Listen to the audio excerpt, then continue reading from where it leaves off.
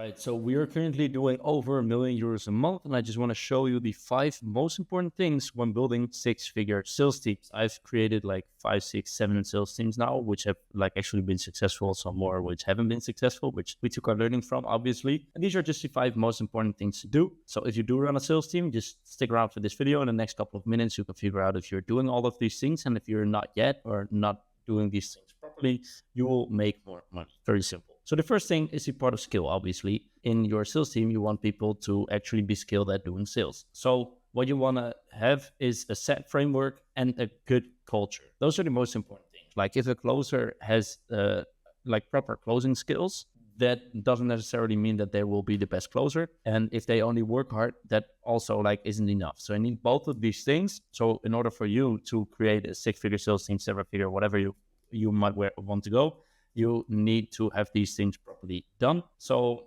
how exactly do we communicate? Everybody needs to know how you communicate to your leads. And this is very dependable on the market that you're in and the type of leads that you get, right? So your vocabulary will change based on if you're talking to an 80-year-old or a 20-year-old, right? Makes sense. Second thing is the framework and the script. You need to have some sort of framework or script. Personally, I am not really a fan of scripts because it's too like narrowed down and it's like you're going to be a robot basically reading all of those lines out loud, and it doesn't really make sense. So what we have is like a very clear framework of how we do the sales calls and everything. I can make another video on that if I don't already have that on my YouTube channel. It probably is already in there, but I can make a new one if you want to, just comment.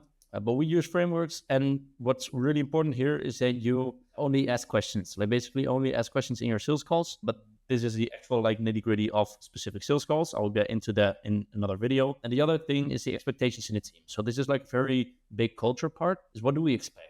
Like we expect everybody to be on time.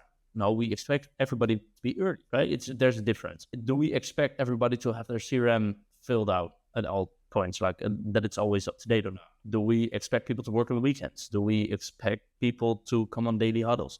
Like all of those things are very important and really depict your culture. Second thing, record every piece of content. This is very easy, very simple, but you want to record everything. The calls, the chats, the meetings. Because later, when you have your CRM and you have your dashboarding and you have your data and everything, and you see in your data that, so for example, at pre-calls or whatever it may be, or in chats, stuff gets fucked up, you want to check out how it's going, then you want to have everything recorded so that you can, for a specific sales rep, actually dive into what's recorded so that you can look at where the actual problem is so that you can actually solve it. And I believe like in multiple countries, this is also like just to be compliant, you actually need to record everything. So that's it.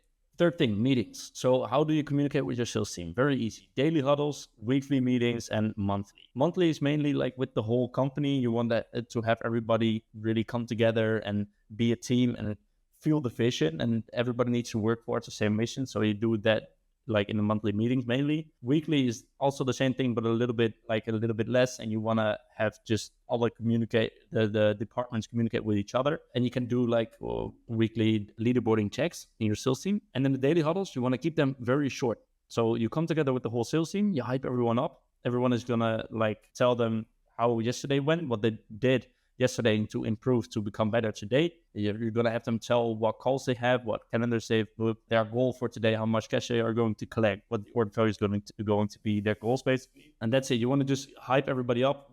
Daily huddles can literally take just 5 minutes. It's just a matter of coming together with everybody, having a good start of the day and hyping everybody the fuck up so that they can attack leads and close. Fourth thing is cut. You always want to cut people in your sales team. So there's actually been research that has proven that there's a 30% revenue boost in sales teams when the bottom 10% is cut. So if you basically always keep on cutting the bottom 10%, your revenue will boost insanely. This is for two reasons. First, like you need your closers to stay sharp. Everybody needs to feel and know that if they underperform for only like a week or two, they're gone. Because sales is just a very high performance competitive space.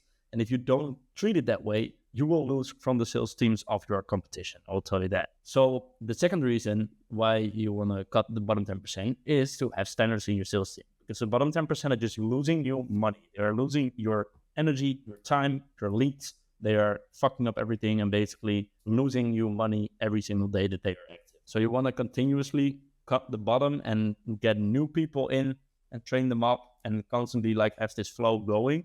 The good closers will actually be with the team for a long period of time. Everybody who doesn't perform in time is gone. If you want to know exactly how to make those decisions, so when are you going to get someone gone, how many leads are you going to give them, etc., etc., when are you going to hire someone, how do you test that, etc., like the exact things you need to do there, go to my YouTube. I have a video where I explain with a whole diagram like every single decision that you need to make with your sales reps as a sales manager. It's very clear, it's very easy. So just go to my YouTube, check it out. Last thing is compete. So sales is competitive. Like I just said, it's a really like cutthroat competitive space. If you don't treat it that way, your competition will, and they will perform better and they will outcompete you. So you just need to make sure everything is competitive in your sales team. If there's no competitive nature there, people don't feel rushed to like perform better every single day. That's bad news. Have leaderboards where reps are confronted with how they're doing compared to other reps. So I want to keep it competitive. Compare yourself to your competition if you know their numbers, and like compare your reps against each other. So your one sales rep needs to understand that he is not good at sales if there is 3 or 4 more sales reps who are above him. And he needs to understand that he can make way more money, be way more valuable, and learn way more because there's other people performing higher and better than he is. And the people at the top consistently need to understand that there's people down below trying to take their number one spot. And in order to like have this competitive nature and culture in your sales team, leaderboards help insanely well. Then we have notified the whole team, also departments where the sale is made, because this motivates. So basically you want to have like, if you like us, we do everything online, do it in real life, then just like ring a bell if there's a sale made. And if you do it online like we do, you want to have like a Slack channel, WhatsApp channel, wherever you communicate. I would advise to do it in Slack, but simply send a message like a GIF of a bell, or the closer just says like, yo, I closed, and then like the name of the lead, the order value, cash collected, terms, whatever it may be, so that the other sales reps continuously see on their phone, what the fuck, the other guy is making money and he has the exact same opportunity as me and he's out competing me right now. I need to get back to work, right? Those are pretty much the things. I try to keep it very short and very value dense for you guys today. If you are running a sales team and you're not doing one of those things, then make sure to implement it and you'll make more money. All right, thank you later. See you at the next one.